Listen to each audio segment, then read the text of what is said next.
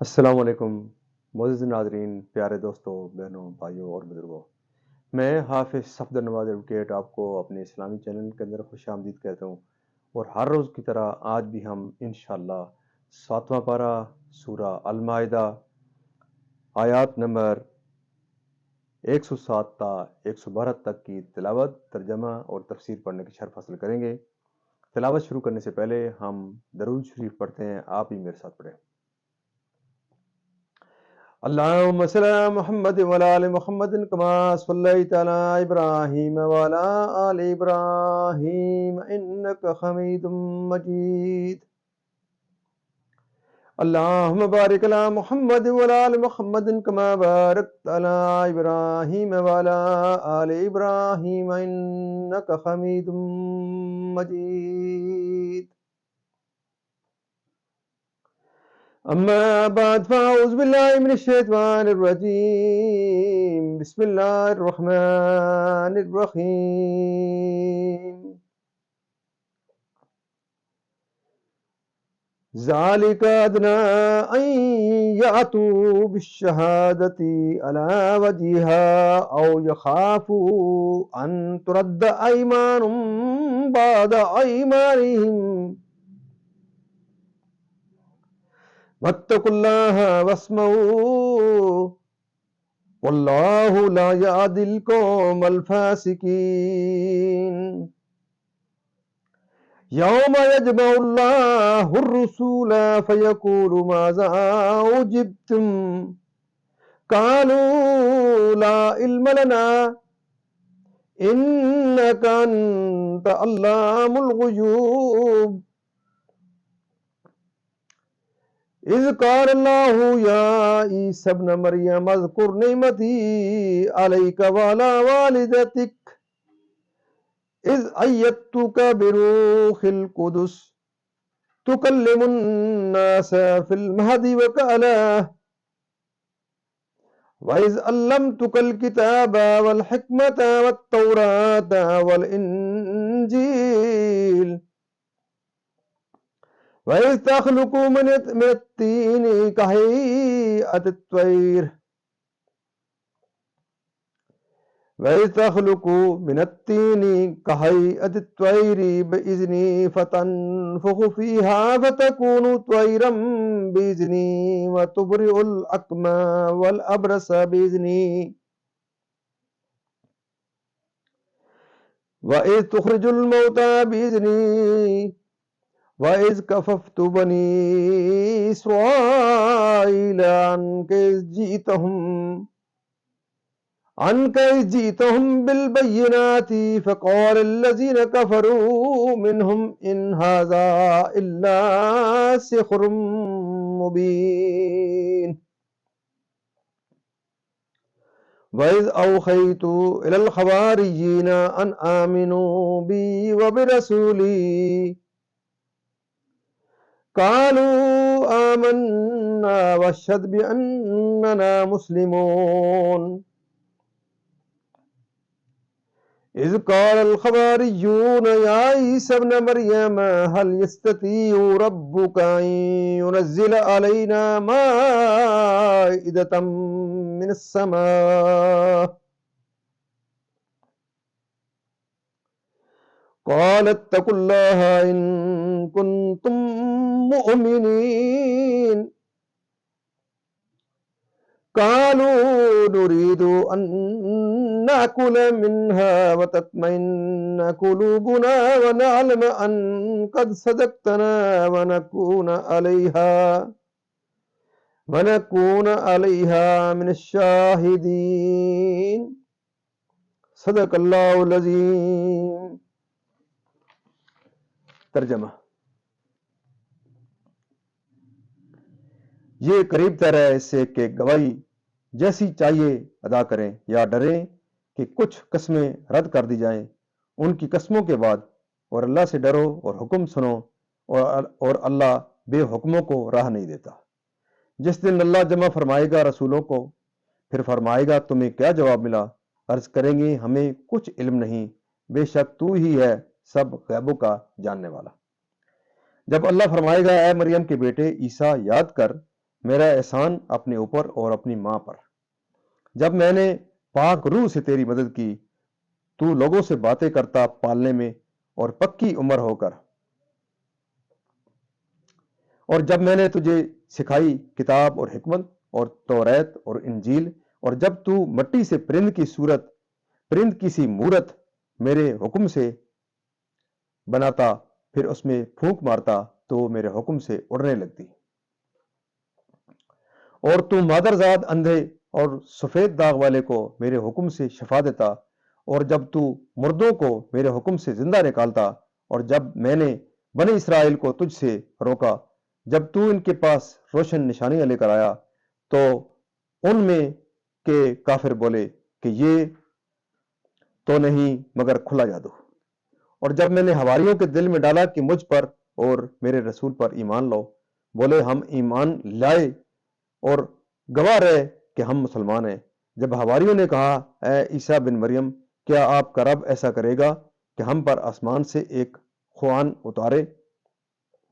کہا اللہ سے ڈرو اگر ایمان رکھتے ہو۔ بولے ہم چاہتے ہیں کہ اس میں سے کھائیں اور ہمارے دل ٹھہریں اور ہم آنکھوں دیکھ لیں کہ آپ نے ہم سے سچ فرمایا اور ہم اس پر گواہ ہو جائیں۔ یہاں تک اس کا ترجمہ اختتام پذیر ہوتا ہے۔ اب تسلسل سے اس کی تفسیر۔ شان نزول، مہاجرین میں سے بدیل جو حضرت عمرو بن عاص کے موالی میں سے تھے، بقصد تجارت ملک شام کی طرف 2 نصرانیوں کے ساتھ روانہ ہوئے۔ ان میں سے ایک کا نام تمیم بن اوس داری تھا اور دوسرے کا عدی بن بدا۔ شام پہنچتے ہی بدیل بیمار ہو گئے اور انہوں نے اپنے تمام سامان کی ایک فہرست لکھ کر سامان میں ڈال دی اور ہمراہیوں کو اس کی اطلاع نہ دی۔ جب مرض کی شدت ہوئی تو بدیل نے تمیم و عدی دونوں کو وصیت کی کہ ان کا تمام سرمایہ مدینہ شریف پہنچ کر ان کے اہل کو دے دیں، اور بدیل کی وفات ہو گئی۔ ان دونوں نے ان کی موت کے بعد ان کا سامان دیکھا، اس میں ایک چاندی کا جام تھا جس پر سونے کا کام بنا تھا، اس میں 300 مشکال چاندی تھی۔ بدیل یہ جام بادشاہ کو نظر کرنے کے قصد سے لائے تھے۔ ان کی وفات کے بعد ان کے دونوں ساتھیوں نے اس جام کو غائب کر دیا، اور اپنے کام سے فارغ ہونے کے بعد جب یہ لوگ مدینہ طیبہ پہنچے تو انہوں نے بدیل کا سامان ان کے گھر والوں کے سپرد کر دیا۔ سامان کھولنے پر فہرست ان کے ہاتھ آ گئی جس میں تمام متاع کی تفصیل تھی۔ سامان کو اس کے مطابق کیا، جام نہ پایا۔ اب وہ تمیم اور عدی کے پاس پہنچے اور انہوں نے دریافت کیا کہ کیا بدیل نے کچھ سامان بیچا بھی تھا؟ انہوں نے کہا نہیں۔ کہا کوئی تجارتی معاملہ کیا تھا؟ انہوں نے کہا نہیں۔ پھر دریافت کیا بدیل بہت عرصہ بیمار رہے، انہوں نے اپنے علاج میں کچھ خرچ کیا؟ انہوں نے کہا نہیں، وہ تو شہر پہنچتے ہی بیمار ہو گئے اور جلد ہی ان کا انتقال ہوگا۔ اس پر ان لوگوں نے کہا کہ ان کے سامان میں ایک فہرست ملی ہے، اس میں چاندی کا ایک جام سونے سے منقش کیا ہوا جس میں 300 مشکال چاندی ہے، یہ بھی لکھا ہے۔ تمیم و عدی نے کہا کہ ہمیں نہیں معلوم، تو جو وصیت کی تھی اس کے مطابق سامان ہم نے تمہیں دے دیا، جام کی ہمیں خبر بھی نہیں۔ یہ مقدمہ رسول کریم صلی اللہ علیہ وسلم کے دربار میں پیش ہوا۔ تمیم و عدی وہاں بھی انکار پر جمے رہے اور قسم کھائی۔ اس پر یہ آیت نازل ہوئی۔ حضرت ابن عباس رضی اللہ تعالیٰ عنہ کی روایت ہے کہ پھر وہ جام مکہ مکرمہ میں پکڑا گیا۔ جس شخص کے پاس تھا اس نے کہا کہ میں نے یہ جام تمیم و عدی سے خریدا ہے۔ مالک جام کے اولیاء میں سے 2 شخصوں نے کھڑے ہو کر قسم کھائی کہ ہماری شہادت ان کی شہادت سے زیادہ حق ہے، یہ جام ہمارے مورث کا ہے۔ اس باب میں یہ آیت نازل ہوئی، یعنی موت کا وقت قریب آئے اور زندگی کی امید نہ رہے، موت کے آثار و علامات ظاہر ہوں۔ اس نماز سے نماز عصر مراد ہے کیونکہ وہ لوگوں کے اجتماع کا وقت ہوتا ہے۔